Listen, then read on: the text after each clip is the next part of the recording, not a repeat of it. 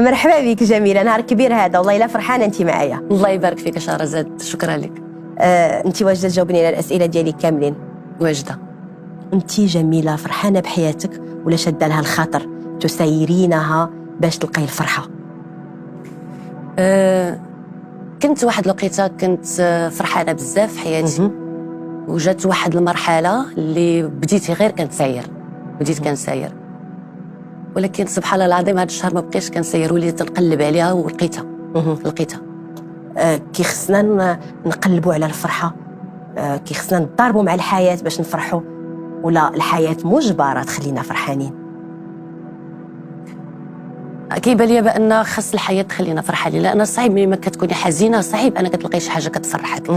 يعني صعيب تخرجي من راسك يخليك تكوني فرحانه وانت ما عندكش داكشي اللي كيفرحك، ما عندكش الزاد باش يخليك تكوني فرحانه. دونك خاص الحياه تكون شي شويه منصفه، تكون منصفه وتعاوننا يعني من كل شيء. نشدوها جميله بالزز ولا بالخاطر؟ اللي تيشد الحياه بالخاطر، اللي تيشدها بالزز ما كتعطيهش. لا ما كتعطيهش، لا بالخاطر. شنو مفرحك في الحياه؟ عائلتي، الاسره ديالي هي اللي مفرحاني في الحياه. ولدك، ماماك، وزوجك، ولدي وامي والزوج ديالي وخوتي وعائلتي كامله واصدقاء اللي حرمنا من الاصدقاء، هادشي كلهم وخدمتي، هادشي كلهم فرحني. وشنو اللي مقلقك؟ انت كتهضري معايا وعينيك كنشوف فيها بان شي حاجه مقلقاك، شنو اللي مقلقك؟ الحمد لله ولات في هذا الشهر هذا ولات عيني كدمع، الحمد لله ولات منين كنحس شي احساس سواء الحزن ولا الفرحه ولا عيني كيدمعوا. قبل ما كنتش كنعرف الدموع، واحد الفتره، نقول واحد 8 سنين هذه ما بقيتش كنقدر نبكي. خاصني بزاف ديال زعما قليل فاش كنبكي. دغنيغمون وليت كنقطر بزاف، عينيا كيبكيو بزاف، كيبكيو من هذه الاحداث اللي وقعت في المونديال. من في الحقيقه اللي حققوا المنتخب الوطني في المونديال كثار من ربح ديال المنتخب وكثار، بصح حسينا واحد الاحساس ما عمرنا ما حسينا. شهرزاد الا كتعقلي هذه واحد 3 سنين عيطت لي باش ندوز معاك في هذا البرنامج. شنو قلت لك الا بقيتي كتعقلي؟ قلتي لي بان مازال ما واجداش. والعالم ديال شهرزاد ولا عالم ديالك كتدخلي في المسائل الخصوصيه ديالها، تبغي تعرفي على الفنان من وانا جو نو سي با كوم سا، انا ما كنهضرش على الحاجه. انا كيبان لي بان هذا المونديال هذا ولا هذا الشهر هو اكبر حافز بالنسبه لي باش نهضر، لان كدوز من مرحله ديال الشك، دزت من المرحله ديال الشك للمرحله ديال اليقين، مرحله ديال الضعف للمرحله ديال القوه. اذا هذا الشيء اللي وقع في هذا الشهر وهذا المونديال وهذه الكره هذه اللي مكوره، انا بالنسبه لي هي اللي قواتني، هي اللي وراتني، عكست لي وجهي في المرايه، يعني وراتني وجهي في المرايه. لان ملي كتفرجي في ماتش فيه 90 دقيقه راه حياتك كدوز في هذيك 90 دقيقه، بين الجبن، تخاف بالخوف، تخاف من الفشل، كتفرح في الاخير بالفرح. يعني ان بنادم الى تقاتل وخدم وعطى ودافع على حقه راه كيوصل. ونحلموا دائما ونامنوا بالحلم ديالنا، لان ما كاينش سر، يا با دو سكري، لا سول غوسيت ماجيك هي نامنوا براسنا ونخدموا وندافعوا على حقنا، واخا ارجع لك هادشي كامل. قلتي لي بان في هذا الشهر الاخير وليت كنبكي، اللي تيبكي اليوم ضعيف ولا قوي؟ الدموع هي عنوان الضعف ولا عنوان القوه؟ على حسب تجربتي الشخصيه قوه. اذا لالا ولا سيدي لا تيهبطوا لكم الدموع ما تحاولوش تحبسوهم، لا خليوهم، غتندموا شي نهار تبغيهم وما تلقاوهمش. بصح مهمين الدموع. الدموع كيف ما كانوا الاحاسيس، سواء الحزن ولا الفرح ولا مهمين الدموع. كيريحوا القلب، فريمون كيريحوا القلب. كتشوفي انت الحياه صعيبه ولا حنا كنصعبوها على راسنا؟ حنا اللي كنخليو الحياه صعيبه. صعوبة الحياة ولا السهولة ديالها هي نتيجة اختيارات ديالنا، العذاب ديالنا في الحياة هو نتيجة اختيارات ديالنا. ماشي دائما تيكون اختيار ديالك. ربما هذاك الاختيار فاش اختاريتيه النهار الاول كان مناسب لك في هذاك الوقت، ولكن من بعد كاينين شي حوايج هما اللي كيفرضوا عليك، هما اللي تيكونوا قاسيين عليك. اشنو اللي كان عندك جميله قاسي عليك؟ شنو اللي كان اللي كتقولي انا ما كنستاهلش هذا الشيء؟ بعض المرات كنضربوا مع القدر، وبعض المرات كنقولوا كنضربوا مع الحياه، ماشي القدر، حنا كنامنوا بالقدر والقضاء خير وشر، ولكن كنضربوا مع الحياه، كنقولوا لا علاش حنا ما كنستاهلوش هذا الشيء. كتوقع لك انتيا؟ وقعت لي وسختو ملي كيكون واحد الطرف اللي خاصو نورمالمون هو اللي يكون عادل وما تيكونش. وقعت لي وانا عانيت من هذه المساله بزاف، يعني كون بقات غير في مساله ديال القضاء والقدر. تتقول راه هذا امتحان من عند الله وبغى يشوفني كيفاش غادي يكون سلوكي من بعد، وتتقول ولكن ملي كتجي من عند العبد ملي كتجي من عند العبد ما كتسردش بصح ما كتسردش. تعرضتي للظلم، الظلم ديال الفار عرفتي هذاك الظلم ديال الفار. وانا من بنادم منين كيهز الراس كيحس براسو عاجز وكيحس وكيجي واحد الظلم ديال الفار، لان نورمال شنو هو داك الفار؟ هو الحكم، هو القضاء، هو العدل وما كينصفكش. تما كتحسي بالرجلين ديالك تحشو وما قديتيش تطلعي الراس. هذا هو الاحساس اللي عندي. فاش؟ قولي لي، لان كاينين الناس اللي عارفين، كاين الناس اللي ما عارفينش. انا عارفه. شوفي، انا هذا البرنامج باش نقول لك واحد الحاجه، هذا البرنامج هو وسيله، هي صله تواصل بينكم وبين الناس اللي كيبغيوكم، وهي ايضا نافذه من خلالها كتعبروا على داك الشيء كامل اللي كتحسوا به. حنا كنا كنتعرضوا للظلم في الحياه، وحنا كنا كنتعرضوا المواقف ماشي زوينين، مرات كنكونوا في لحظات الضعف، مرات كنكونوا في لحظات قوه، ولكن عالم شهرزاد هو من خلاله كنتعرفوا على العالم ديالكم، شنو كتعانيوا من هذا العالم. دونك قولي لي اليوم بصريح العباره، ما تخبيش، ما ديريش المكياج الهضره، مناش كتعاني جميله الهوني؟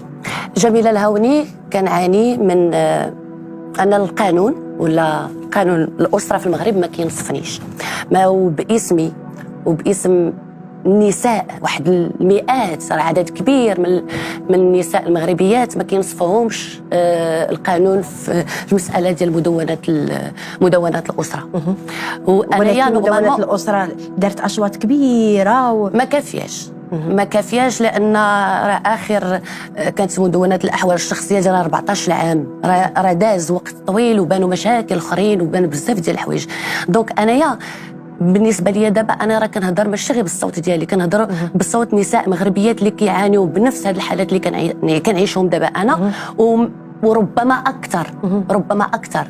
انا تعطات لي هذه الفرصه انني نهضر في الاعلام، ولكن هما ما عندهمش كاع ما قادرينش يوصلوا ليك ولا يوصلوا لي الميكرو ولا يهضروا في هذا الشيء.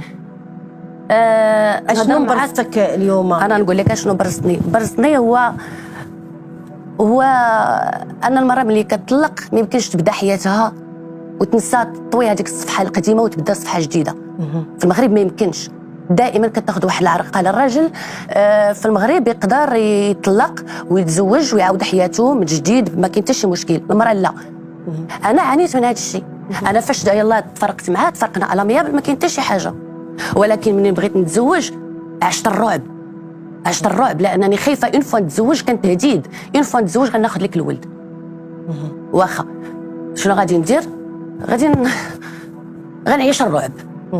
مور هذه المرحله ما كاين لا خدا الوالد، ما كاين لا نفقه، ما كاين لا حتى شي حاجه، ما كاينه في هذا الشيء، ما كيشوفوش. يعني من 2015 انا اللي ديت ليه، يعني من 2014 من شهر 4 ما شافوش، حتى 2015 انا اللي ديتو ليه، شافوا ساعتين ورجعت للدار.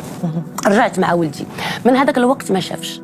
النفقه تخلصت جوج مرات اللي تخلصت النفقه في مؤخرا 2017 و2022، ومازال يلا باقي المساطر القانونيه باش تاخذ. حتى هنا ماشي مشكل في مسائل ديال النفقه وداك الشيء، المشكل هو انك كتحرم واحد الولد باش يشوفك. وعلاش؟ كتقدر توضع هذا السؤال على راسك، تعيا وتحمق راسك باش تعرف شنو هما الاسباب. كتلقى ما بقاش عندك الوقت تعرف الاسباب. الله يكون في الاوان. بنادم عنده عقد نفسيه، ولكن هذوك العقد النفسيه راه كيرجعوا عليه هو بالاخص، وكيرجعوا على الولد، كيرجعوا على الاسره بصفه عامه، وكتخليك انت ما قداش تبني حياتك بشكل مزيان، لا في خدمتك لا في علاقاتك الشخصيه لا في حتى شي حاجه. يعني فهمت الهضره يعني انا في واحد الفتره ديال انني دابا انا ما قداش نحقق الحلم ديال ولدي. بغى يلعب الكره، بغى يلعب كره، بغى يقرا في لا ميسيون. الاصدقاء ديالو كاملين يقراو في لا ميسيون. انا كنت مستعده وكتبتها بجميع الصياغ على انني انا اللي غنتكلف بالمصاريف ديال الولد. انا اللي غنتكلف بهم، ما غايح حتى ريال، ما بغاش، بدعوى انها ايكول لايك. بحال كيضرب هاد المغاربه كاملين اللي كمدخلين ولادهم البعثات الاجنبيه ولا شي حاجه، كلهم راه ماشي مسلمين. دونك كتستغل هنايا الدين باش الفران. احنا كنهضروا على الفران والعرقاله موراها. قلنا ماشي مشكل، الخير فيما اختاره الله، الخير فيما اختاره الله. انا بغيت ولدي يكون فرحان، وبغيتو يقرا، وبغيتو انه يلعب كره كما هو الطموح ديالو، انه يكون كويري ان شاء الله، ويكون بطل، ويكون بحال رونالدو. هذا هو الحلم ديالو. دخلته الايكول ديال الكره، اللي انا جبني كمان عنده 8 سنين هو تيلعب الكره، دابا عنده 12 عام غادي 13 عام. ما فيها باس الى الوليدات كاملين غادي يمشيو لبرشلونه باش يشوفوا الكلوب ديالهم تما. 3 ايام يلعبوا مع وليدات، يشوفوا، يتعرفوا على الناس، يتعرفوا على حياه. انت كتحرم ولدك من الحق في السفر. شنو هو هذا الحق؟ هو واحد تخربيشه، واحد لا سيناتور فيها واحد يقدر يقول مع راسو هو اب خايف عليه من السفر. واخا انا نحترم هذا الراي. هذا الراي كيجي من عند الرجال ديال بصح. هذا الراي هذا انا نحترمه الا كان شي واحد داخل معاك في التربيه ديال الابن، انه على تواصل مع الولد، كيهضر معاه، كيعرف شنو بغى. راه انا اللي كنعرف هذاك الولد، راه انا اللي عايشه معاه، راه انا اللي كان الصباح ملي كيفيق هذاك الولد راه انا اللي كنوضو، وانا اللي كنلبسو، انا اللي كندي، انا اللي كندير المدرسه، انا اللي كنربيه احسن تربيه، انا اللي في الليل اللي كنعاود ليه القصص، انا اللي تيقول لي ماما بغيت نكون احسن لاعب في العالم. شتي دابا ما تنقولش لك انا احسن لاعب، راه انا السور غيكون هو احسن لاعب. لا ولكن الا بغى شي واحد الدراري الصغار اللي بغاو نديروا اليوم لان عندهم طموح وعندهم حلم، وانا وهذا هو الواجب ديالي. هاد الخلافات جميله، هاد الخلافات الضحيه الاولى ماشي انت، ماشي التعليق ديالك، الضحيه الاولى هو طفل. قولي هاد الطفل ديالي والاطفال ديال بزاف ديال النساء في المغرب. ايماجين تخيلي ان غنربيو واحد الوليدات اللي هو نورمال هو الجيل ديال المستقبل، بسبب هاد الخلافات اللي ما عندها حتى شي معنى. كان بامكاننا نتفاداوها. الولايه خاصها تكون عند الام، وخصوصا من الاب غائب. عرفتي شنو هي؟ تتكوني انت مربوطه، ما عندك حتى شي حل، حتى قانونيا ما عندكش حل. سي فغي انا عندي ثقه في القضاء، وعندي ثقه كبيره في الممارسات القانونيه، ولكن اجراءاتها طوالين وكياخذوا الوقت، وسورتو في واحد الوقت اللي تيكون ولدك في واحد المرحله عمريه معينه خاص تاخذي القرارات داك الساعه. ها هو ولدي كيقرا في السادس، خاصو يمشي يقرا في بلاصه اخرى. هو بغى وانا بغيت، ها هو الوقت ضاع ليا، هو ضاع لي عام، ها هو بغى يسافر، وشوفوا ربما شحال هذا الوقت غادي يضيع. انا ما تنقولش بان بحال دابا في الحاله ديالي انايا امتاش غتكون عندي امتاش كتكون الولايه عند المراه؟ امتى؟ في 3 ديال الحالات: الراجل ميت، ولا حمق خاصو تجيب الورقه ديال السبيطار حماق، ولا غائب. غائب انا شنو هي خاصك تجيبي واحد 12 شاهد يمشوا تجيبهم لعند العدول. شكون هذا العادل اللي غادي يجي يحضر لك ويصوب لك الورقه ديال موجب الغيبه؟ حتى واحد، لانه بالنسبه لهم هو كاين، راه صفر 40 مليون مغربي كيشوفوه، ولكن راه ولده ما كيشوفوش، هو ما كيشوفش ولده، اذا هو راه غائب. ما حاولتيش تهضري معاه، تعيطي ليه في التليفون تقولي له اجي نحلوا هذا المشكل انا وياك، ولا ما كاينش نهائيا تواصل؟ حاولت، ما كاينش تواصل من عنده. حاولت بزاف د المرات، حاولت عن طريق الاصدقاء، عن طريق العائله، لا ما كاينش حل، وما كتعرفيش حتى علاش، تقولي الله يحسن له ونصف بصح. وانا كنشوف هذا الشيء شي حاجه حرام، لا الدين ولا العرف ولا التقاليد ديالنا المغربيه كيسمحوا هذا الشيء. انا كنتمنى لك تلقاي الحل، ومدونه الاسره نصفات بزاف في المراه، خاص كما قلتي هي خاصها تنصف المراه وتنصف الراجل وتنصف هذاك الطفل. هي راه مؤخرا غير هذا العام هذا جلاله الملك محمد السادس الله ينصرو اعطى خطاب مباشر لحمايه الاسره، حمايه الاسره كامله. وتجي نتايا فنان فنان اللي نورمالمون هو اللي خاصو يعكس المرآة ديال المجتمع كيضرب في عرض الحائط هذا الخطاب الملكي اللي نورمالمون تي خاصك تكون قدوه. شتي واحد كيبيع الديطاي في الزنقه والله ما يدير هذا الشيء، ملي غايقول لي ولدو بغيت ندير شي حاجه راه غايقول ليه، فهمتي؟ ولكن ما تقدر تقبلها من عند اي واحد، ولكن تقبلها من عند فنان كتجيني شي حاجه صعيبه بزاف. مقلقك الموضوع لدرجه انه صافي بغيتي تهضري عليه ما بغيتيش، بغيتي تسكتي؟ صح. لا حتى انا ام وحتى انا عندي وليد، وحتى انا بغيت ولدي يكون ناجح في بلاده، وحتى انا بغيت يستقبلوا الملك ويوشحوا بوسام ويجيبني حتى انا معاه كأم مغربيه، وما بغيتش ولدي يكون ديفرنت بحال هكا. عرفتي شنو هي؟ بحال شي واحد كيستغل القانون والثغرات اللي كاينين في القانون. لا ما خاصنيش نبكي، ولكن هاد الدواء والله ماشي ديال الحزن، باش نقول لك ديال الامل. احنا كنهضروا على الامل، وكاين الامل ما يستغلش واحد الثغره ويزيد يحفر في هذيك الثغره القانونيه اللي كاينه ويطيحنا فيها، فريمون يطيحنا فيها باش انت ما تقدش تهز الراس. داكشي علاش القانون خاصو يكون منصف، داكشي علاش تنقول لك الفار خاصو يكون. هذا هو الاحساس اللي حسيت هذا الشهر. انا كنتمنى من قلبي وحتى الناس اللي كيشوفونا كنتمنى يتحل لك المشكل ديالك، لان ماشي هو مشكل ديال الطفل ديال الجيل ديال غدا. علاش سيدنا الله ينصرو هضروا دائما كيلح على الاسره، لان كيامن بان السلامه ديال الاسره هي سلامه الطفل وسلامه الجيل ديال غدا. من سو حنا كنبنيو جيل ديال غدا. راه بلي مويا البساطين امي وبا رباو واحد السعود ديال الخوت. انا الصغيره رباونا في الحب، رباونا بالحب والكرم والعطاء والابتسامه، وشقاو على قبلنا وكنا خرجنا الحمد لله مزيانين. المراه اللي كتشوفنا دابا اللي طلقات وما قدراتش تعاود تزوج ولا تعاود تخوض تجربه زواج وحده اخرى لان خايفه من الفشل ديال الزواج اللي قبل، شنو تقولي لها جميله؟ انت كيفاش دايره في الزواج ديالك الحالي؟ الحمد لله عطاني الله واحد الراجل اللي ولد الناس وظريف وكيعرف اشنا هو المعنى ديال تكون زوج وتكون اب، كيعرفها. والحمد لله انا كاين في حياتي وفي حياه ولدي وفي حياه تاع عائلتي. انا بالنسبه ليا المراه منين كتفرق في النوبه الاولى خاصها تاخذ وقتها طبيعي باش تبدا واحد العلاقه واحده اخرى تكون صحيه، لان حتى هي كتكون ما كتاخذش قرارات سهله ولا تمشي دغيا طيح تخرج من المشكل ودغيا طيح في مشكل واحد اخر.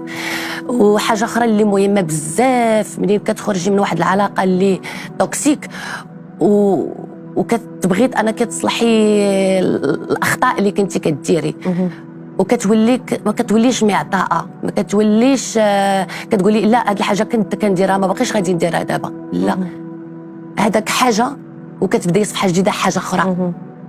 الا كنتي كتعطي الحب بقيت تعطي الحب، الا كنتي كتعطي الكرم بقيت تعطي الكرم، الا كنتي هكا ما خاصكيش تبدلي القيم الانسانيه ديالك، ما خاصهاش تبدل. هذا هو المهم.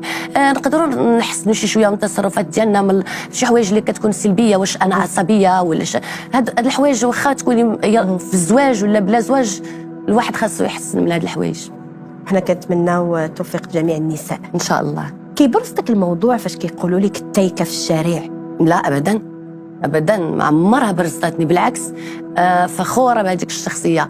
كان ماشي ندم، ولكن كنقول ما كرهتش غير يجيني شي دور واحد اخر اللي يعاود يعيطوا لي به الناس اللي يكون مختلف على التايكه. مثلا شافوني في سيت كوم ديال الحي البهجه بالشخصيه ديال شامه ولو كيعيطوا لي شامه صافي بليزير عاوتاني. شافوني في مسلسل ديال لوزين، تنقول لك هاد الحوايج اللي بصموا. شافني في مسلسل ديال لوزين تيعيطوا لي ناعمه. انا كنفرح منين كنتبدل، منين كيعيط لي، حيت انايا راه ماشي هي ديك التايكه ولا ماشي نائمه ولا انا مجموعه ديال الشخصيات. كيعجبني ان البنادم كنفرح بزاف ملي كيقولوا لي تبارك الله عليك الموت جميله لاهون. هذه كتفرحني اكثر واكثر، لانك كنتي مجموعه الشخصيات اللي كتأديها الممثله اللي هي جميله الهوني. اشنو ردك على الناس اللي كتقول جميله بان الاعمال الرمضانيه الكوميديه ما كترقاش لمستوى المتلقي المغربي ولا المشاهد المغربي؟ بعباره اخرى ما زوينينش هذوك الاعمال. بالعكس الراي يحترم. وانا فعلا بعض المرات واخا انا من الداخل هذا هو المشكل ديالي، وانا ما كنعرفش نافق. الا كانت شي حاجه درتها باسله خايبه، راه اول وحده عندها داك جلد الذات هي انا. الا كان شي وحده كتقص على راسها اكثر من الناس كيقصوا عليها، راه هي انا. راه من الناس اللي يقدر كل شيء يقول لي تبارك الله عليك، وواحد يقول لي داك الشيء عيان ما غنشدش في هذوك الناس اللي تيقول لي تبارك الله عليك، غنشد هذاك اللي قال لي انت عيانه وما كنتيش مزيانه. ولكن ملي كتخدمي في واحد المشروع معين، راه كتكوني ماشي بوحدك طرف، راه كيكونوا مجموعه ديال العوامل اللي كتخلي هذاك المشروع ينجح ولا ما ينجحش. ولكن النسبه ديال النجاح كتختلف، حيت كاين الناس اللي كيحمقوا على لي سيتكوم وكيبغيو لي سيتكوم وتيلقاو هذاك هو المتنفس الوحيد انهم يخرج منهم واحد الابتسامه ولا واحد الضحكه ولا بنادم راه متعطش للضحك، بغينا ولا كرهنا كلشي باغي يضحك، كلشي باغي يضحك. انا باغيه نضحك. انا بعض المرات كتجيني تنبغي نزابي، ما كنبغي نشوف حتى شي، كنبغي نشوف شي حاجه غير مسليه، بغيت نتسلى. من الحق الواحد يلقى بحال هاد الحوايج بحال هادو، ولكن ما كنظنش باننا مثلا في رمضان ملي كندير شي عمل تيكون غير التسليه فقط. ضروري كاينه شي حوايج دغيا نعرفوا، وسورتو في رمضان، وسورتو عندنا دول اخرين الجيران كيتفرجوا فينا، خاصنا نبينوا لهم الحوايج الزوينه اللي عندنا. كنتي بغيتي نسولك شي سؤال ما سولتوش لك في الحلقه، سالات الحلقه جميله وما سخيتش بك. انا ما سخيتش بك يا شهرزاد، وشكرا لك. شكرا لك. كنتي انت من الناس المحفزين انني ندوز معاك هاد الاجواء كامله اللي كنعيشوا في هذا الشهر، شي حاجه اللي ترسخت في التاريخ ما عمرنا غنساوها. وانا شخصيا عمرني ما غنسى لان كانت عامل عظيم في حياتي اللي بدلني بزاف. كنتمنى لك التوفيق، وكنباركوا المنتخب الوطني المغربي على الانجاز اللي حققوه في مونديال قطر 2022. وانا من قلبي شوفي بزاف كيقولوا لي جميله، انا نقولها لك وديما كنقولها في برنامج، بزاف كيقولوا لي انت خصك تكوني نوتر مع الضيوف ديالك، ما خصكيش تعطي الراي. ولكن انا فاش كتعاودي لي قصتك هي قصتي، وهي قصه بزاف النساء اللي كيشوفونا. انا انسانه بحال الناس، نبكي معاكي الا بكيتي ونفرح معاكي الا فرحتي، حيت حنا ماشي ماشين، ماشي ماكينه. انا كنحس بك، انا والله من قلبي كنتمنى لك ان شاء الله تلقاي الحل في المشكل ديالك، وان شاء الله يتوفق ولدك ويكون يحقق داك الشيء كامل اللي بغى. الله يا ربي امين. وانا عندي ثقه في القضاء وثقه في راسي وفي ولدي، وكنتمنى ان شاء الله نكون صوت اللي يتكلم بصوت النساء المغربيات اللي كيعانيوا من هذه المشاكل هذو. شكرا لك، ونتلاقاو في حلقات ماجيه. شكرا، موفقه في المسيره ديالك. ربي يخليك. شكرا.